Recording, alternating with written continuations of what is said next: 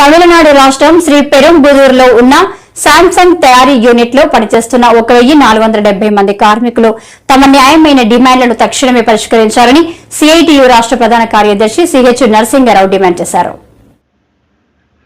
Diamond park వద్ద Samsung shop ముందు CITU Visakha జిల్లా కమిటీ ఆధ్వర్యంలో తమిళనాడు శాంసంగ్ ఉద్యోగుల పోరాటానికి సంఘీభావం కార్యక్రమం చేపట్టింది.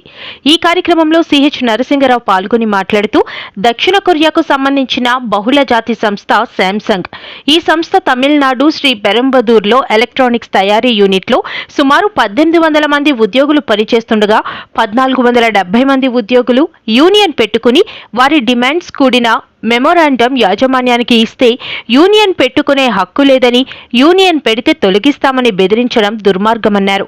భారత రాజ్యాంగం ప్రకారం భారతదేశంలో కార్మికులకు యూనియన్ పెట్టుకునే హక్కు ఉందన్నారు. ఈ కార్యక్రమంలో సిఐటియు నాయకులు ఎం సుబ్బారావు, పి వెంకట్రెడ్డి, కెఎం కుమార్ మంగళం, లోకేష్, వెంకట్రావు, వి నరేంద్ర కుమార్, జిఎన్ చలపతి, సూర్యుడు తదితరులు పాల్గొన్నారు. శాంసంగ్ కంపెనీలో పనిచేస్తున్నటువంటి 1450 మంది కార్మికులు సెప్టెంబర్ 9 నుంచి నిరవధిక సమ్మెలో ఉన్నారు.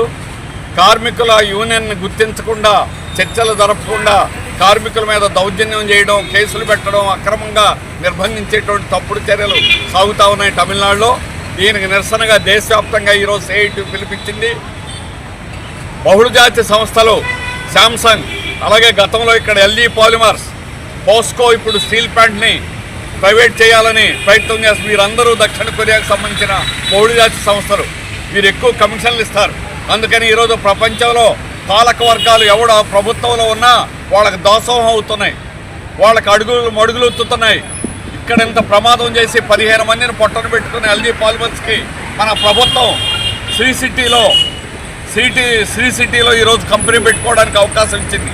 ఇక్కడ ప్రాణాలు ఈ రోజుకి కూడా వాళ్ళకి వైద్య పరీక్షలు చేయించడం కానీ, వాళ్ళకి అక్కడ సూపర్ స్పెషాలిటీ హాస్పిటల్ పెడతామని ఈ రోజు కూడా చేయను. అందుకని వాళ్ళకి లాభాలే పరమావధి. 86 నుంచి లైసెన్స్ లేకుండా నడిపిన ఎల్జీ పాలిమర్స్, అలాంటిదే ఈ శాంసంగ్ కంపెనీ. వాళ్ళు ఏ చట్టాలని అమలు చేయరు. దీనికి కారణం ప్రభుత్వాలు వాళ్ళకి కొత్తులుగా వ్యవహరించడం, మోడీ వాళ్ళకి అండగా ఉండడం. ఈరోజు బహుళజాతి సంస్థల్ని రప్పించి దేశంలో కార్మిక వర్గాన్ని దోచుకోవడానికి ఏ కంపెనీ అయినా కూడా ఈరోజు యూనియన్లు పెట్టకుండా, యూనియన్తో మాట్లాడకుండా, సమ్మెలు చేయకుండా అణచడానికి ప్రభుత్వాలు పూనుకుంటున్నాయి. అందువల్ల ప్రభుత్వాల యొక్క దుర్మార్గం వల్లనే ఈరోజు ఈ కంపెనీలు పెంచిరిల్లిపోతున్నాయి. అందుకని ఈ విదేశీ కంపెనీలకు ఈ రకంగా చేయడం బీజేపీ, ఆర్ఎస్ఎస్ ఏమి దేశభక్తి అని అడుగుతున్నా. పేరుకు తెల్లవారులేస్తే దేశభక్తి గురించి మాట్లాడతారు. విదేశీ కంపెనీలకి ఈ రకంగా భజన చేయడం, వాళ్ళకి దాసోహం అనడం, వాళ్ళకి తొత్తులుగా మారడం ఈరోజు దేశ ప్రజానీకానికి వ్యతిరేకమైన చర్య, కార్మిక వర్గానికి వ్యతిరేకమైన చర్య. అందువల్ల యావత్ కార్మిక వర్గం కూడా దీన్ని తీవ్రంగా వ్యతిరేకించాలని, అలాగే శాంసంగ్ని బహిష్కరించాలని, శాంసంగ్ అవుట్లెట్లో ఎవరు కొనొద్దని కూడా ప్రజానీకాన్ని కోరుతున్నాం.